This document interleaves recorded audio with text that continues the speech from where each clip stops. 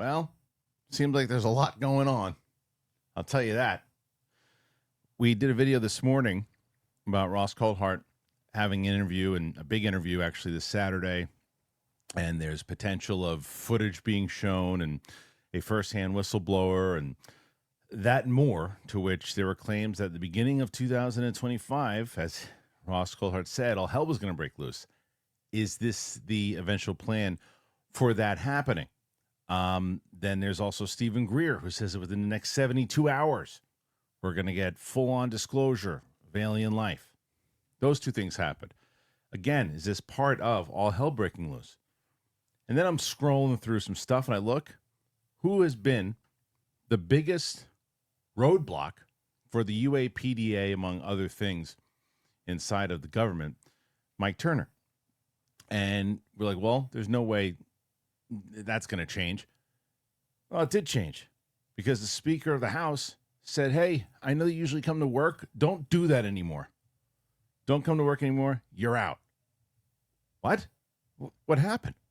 I learned this through a video of Matt Laszlo. I'm going to play that video, and then I'm going to bring my special guest in, Pavel, today. So let's play this video from Matt Laszlo at Askapol. Check this out. Just want to say what's up. As you can see, the Capitol is getting prepared for inauguration. That's what these checkpoints are. But the Capitol, we just got some huge news dropped on us.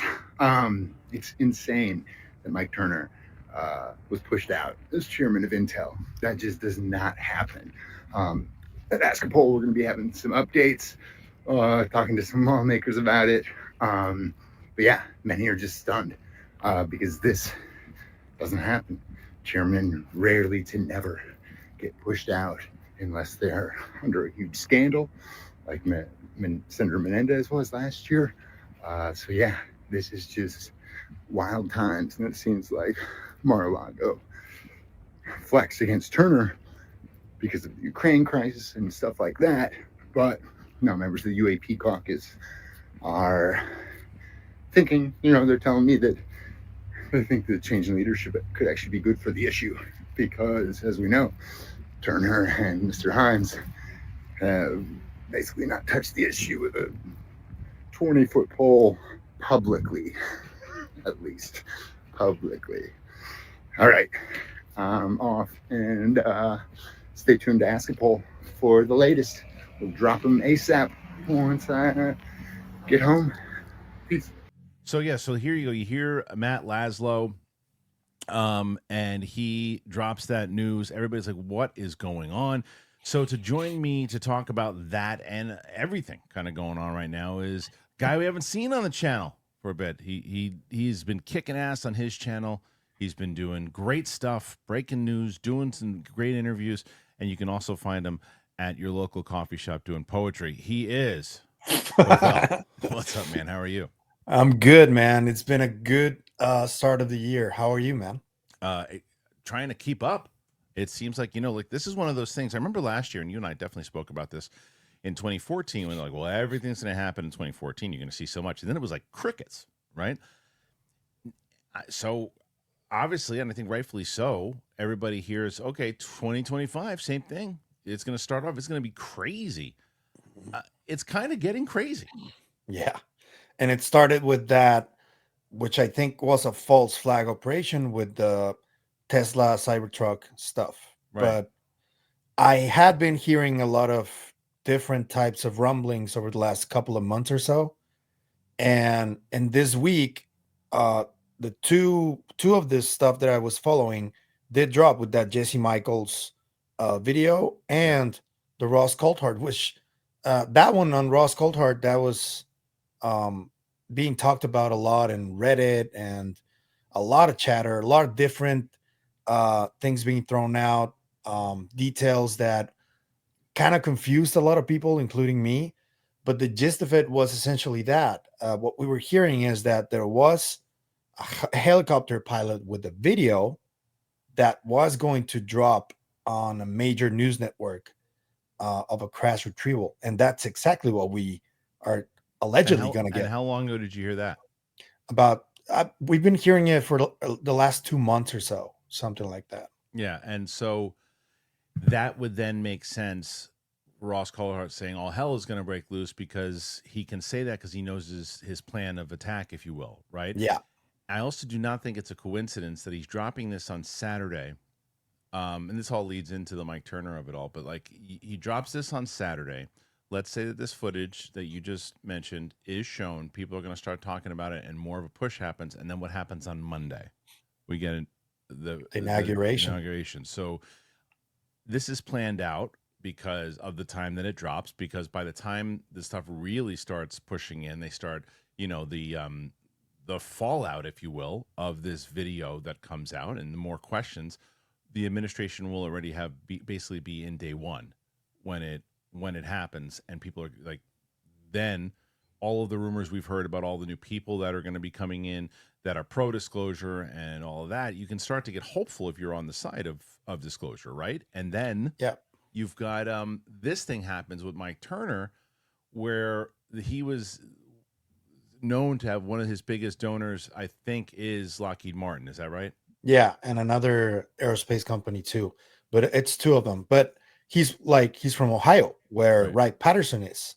Mm-hmm. So potentially he was accused constantly of being a gatekeeper of all of these secrets. And this is a 180 from Speaker Johnson that nobody was expecting it. Really, it was a shock to me. A good one though.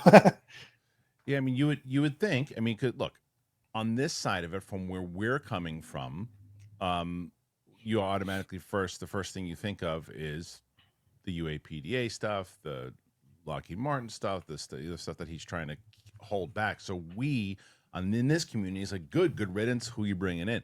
Now, to the average person who's not following this, as Matt Laszlo said, whether it's issues of whether Ukraine difference of opinion or other reasons why he was out, which is also very possible too, other reasons that he was ousted for other things that were, he wasn't on board with, that they needed him to be on board with, is also very possible.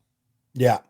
And his replacement is very interesting. I was going to show that. I'm going to show that in a second. If you want to do that first and show the video that you sent me, and then we'll talk about the replacement. Sure. Doesn't really talk about UAP, but there are some details that we need to point out there. Yeah. So the name, as Pavel told me, now the new House Intel chairman is Rick Crawford, and he's replaced Mike Turner. According to, who's this? Tom Rogan. Tom Rogan. Okay. Citing three sources, Havana syndrome concerns were part of the reason for the change in leadership. So here is a video of Rick Crawford on Fox talking about the Havana syndrome. So let's take a look at this. A House Intelligence panel releasing a report on the so-called Havana syndrome. Now, this is that mysterious illness suffered by U.S. national security officials. The panel finding this, quote, there is reliable evidence to suggest that some anomalous health incidents are the work of foreign adversaries. Sadly, the intelligence community has actively attempted to impede our investigation. Joining us now, Republican Congressman Rick Crawford of Arkansas. He's the chair of the House Intel CIA subcommittee. Congressman, welcome to the show. I found that to be a surprising conclusion here.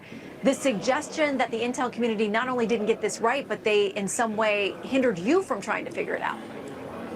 Yeah, that's an ongoing problem. We see that throughout the government when congressional committees request information, oftentimes it's delayed, denied, and we don't get it. And then when we finally do get it, it may be highly redacted, and for no reason. Look, I serve on the House Permanent Select Committee on Intelligence. We oversee the intelligence community. When we ask for documents, this is not like the Washington Times asking for documents. This is the organization that oversees your organization. And so for that to be denied to us in itself is problematic. And then what we found when we were ultimately able to lift those redactions was even more troubling.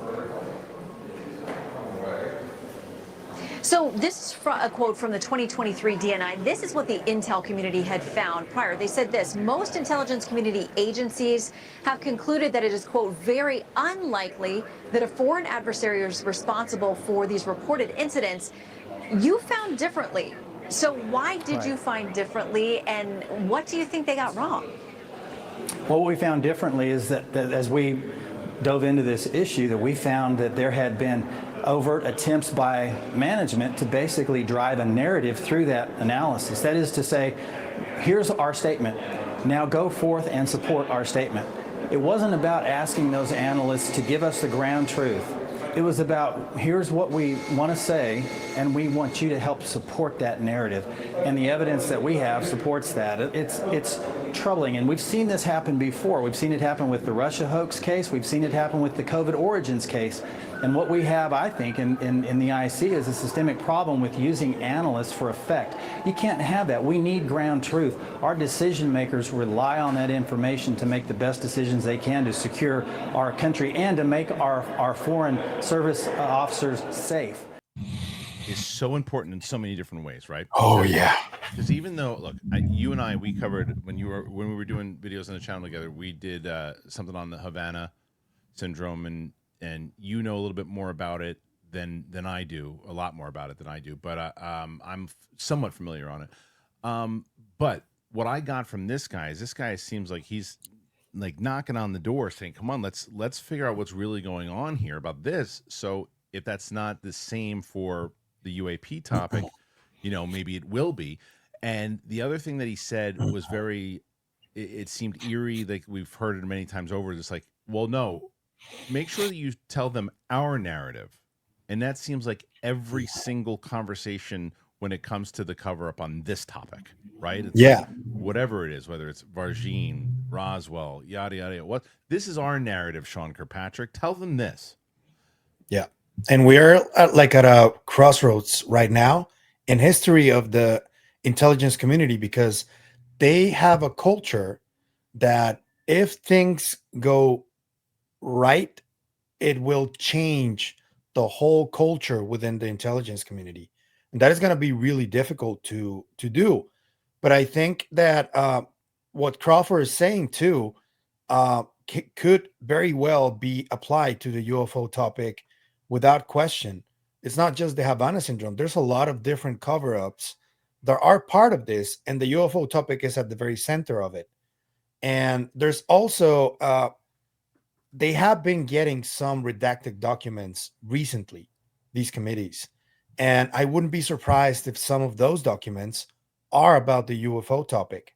And the next couple of days are going to be key to this, to changing the culture. Because, and I'm just going to give you guys a reference of a previous podcast that this CIA guy, Andrew Bustamante, did with another former CIA operative who blew the whistle on the tortures that were happening in the Middle East, the waterboarding to be specific. And you can see there in their conversation where they talk about this culture of being more about serving the bosses than serving the people. And these intelligence communities, they don't see the people as American citizens or world citizens. They see them as like a resource, more like, and that needs to change. Right. And this is at the very center of it. You know, I just wonder, you know, look, here's the thing though, and this is like any story, whether truth or fiction, is that the good guys right now are the bad guys of tomorrow, right? So yeah, you could also have, because let's say, yeah, this is a point I made the other day. Just because they're fighting for disclosure and want to get the truth out there, don't believe that they want to get the truth out there. Believe that they want to try to find a way that it's going to benefit their careers, they're going to benefit them monetarily, they're going to benefit them all these. And not to say they don't believe in it and they want to actually do it, but I just don't buy it when they say, well, we're doing it for the truth to come out to the American people. Well, there's a lot of different things of why they wouldn't do that in the first place, right? You and I have spoken about this many times. Let's say they disclose, the first thing that's going to happen, because you know right now, you would assume that the backers of Mike Turner, the Lockheed Martins, whoever it is, are probably sweating right now. Yeah, bullets. They're going, we don't have our guy in there. So they're going to make a play to whoever the next guy is, this guy, whoever it might be, and they make a play to him. Do they corrupt him or not? 50-50 shot, right? We don't know. So it's possible. Maybe it isn't, depending on what the overall play is on the new team. So let's say that they don't corrupt him. Well, and disclosure does come with the new administration. All right. So what comes with that, as you and I have discussed, lawsuits start to happen from other companies and other things too. Jail time for certain people that are still around at this point, tainted legacies of those who aren't. Those types of things could happen. Now, if they wanted testimonies and other things for people, if they're willing to testify, you'd probably get pardons and those types of things that would happen. So that's that side of it, but chaos ensues there. The other thing that would happen is, well, like we said lawsuits, we said jail time. The other thing that I think that would happen is stocks would probably go to the shitter, because you would have, if alien life is indeed announced and to the world, fear will come with that. There's no doubt. Now, fear that we can't handle, I don't think that's true, but fear will come with that, and that will start to drop depending on whatever it might be.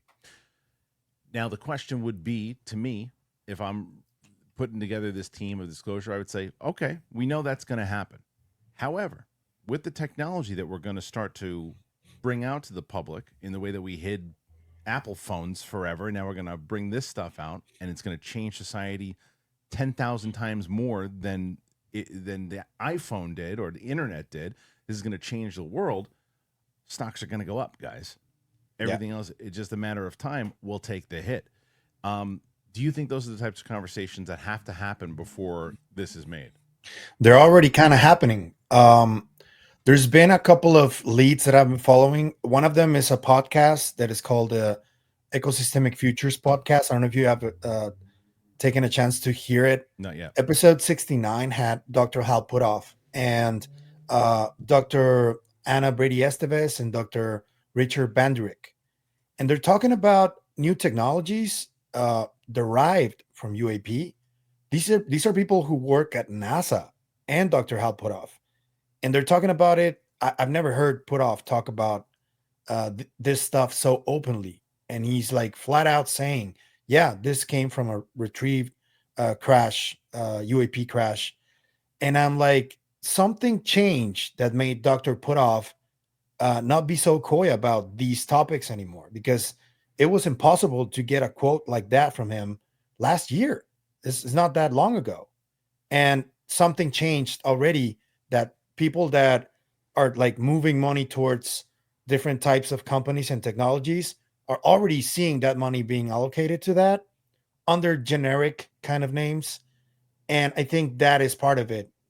Yes, the stocks are going to suffer in some areas, but they're going to go through the roof in another. Eventually, right? Like once they start to, because if you believe all the reports that are coming about the anti-gravity stuff that'll be announced, the footage that they're going to show, the things that they can do with the environment, all those types of things, it really will change the world if they actually do it. But, there is that skepticism for anybody right now, who, especially people like us who've been covering this thing and be like, oh, here we go. And then nothing, right? Like you look at Coldheart, who has so far been delivering on what he said, where he's got this interview and he's got this pilot who saw the craft, and we'll see what kind of footage, as you mentioned, there's potential footage that we'll see on Saturday that could be game changing. We'll find out. I think he understands more than anybody that you can't show nothing. You got to really move the needle like he did with the Grush interview. So we'll see how that runs. But let's bring in the Stephen Greer side of this, where Stephen Greer is talking about in 72 hours, there's going to be full disclosure of alien life and all that. And it lines up with the interview on Coldheart. So is this, and I don't know how are those, I know that Greer and Lou Elizondo don't get along, but what's Coldheart's relationship with Greer? Is that, I don't know. That is something that I'm dying to know, because, and I was recently at a conversation where someone like very prominent within the UFO topic right now was kind of defending Dr. Stephen Greer and saying that he's getting a lot of flack and he deserves credit for what he's done. And I do agree that he's done so much for the movement. Like I don't think we would be having any of these conversations and podcasts and all this stuff if his work wasn't what it was, What do you think about this claim, though? This 72-hour claim? I think that it's very mysterious that there seems to be some kind of overlapping between Ross Coldheart's story and Stephen Greer's. I do know that the people that are like on about to talk on Ross Coulthart's piece, they're related in some way to the Michael Herrera story. And can you can you let the viewers know that one real quick? Yeah, the Michael Herrera story is one of the stories that came out first on Dr. Stephen Greer's one of his conferences. And this is the guy that was in the somewhere in Asia on like a secret mission, and he claims to have seen a UFO that was transporting people. And he got into a heated argument with the soldiers that were like overseeing that. He was not supposed to see that, and he has been reporting on it. There have been multiple different types of reports. I think that is one of the most like toxic cases in ufology, because the claims he makes are really out there. So I've been like really careful of approaching that, but I have been looking at it from the outside. Right. And if these guys are connected to that Herrera case, many of the claims that Herrera made back then are going to be made on Saturday. And I just want to know this psi-ability stuff, and if it connects. That is mind-blowing, man. I'm so curious, man. I'm so curious how all it's gonna play. You know, I got Ryan Graves on the show next week, and I want to, you know, because he was so locked in with the drones itself. I don't know if he's spoken about this stuff yet. I don't know. I mean, but there's so much more that's gonna happen within the next week. You're gonna have a lot to talk about. I'm gonna have a lot to talk to him about when that comes out. So, yeah, man, I think we're going to find out a lot more. And the interview comes out at 8 o'clock on News Nation Eastern time. So let me ask you your opinion. Do you think this is a really significant thing that's going to happen on Saturday? Or is this just one of those, cool story, but, you know, big in the UFO community for a little bit like it usually is? And then what's the next thing that happens and it doesn't really transfer over? I'm on a wait and see basis on that. Yeah. But I do want to point out the plan that Ross had. I think that was a good move for him, because he planned to go on Donald Trump Jr.'s podcast, and that will immediately reach the incoming president's ears. So that was a good plan for him to say all the things he said. If you guys have a chance, go back to that video that I think it's only on Rumble, and he drops a lot of different great nuggets of knowledge. Anything in particular that stood out to you?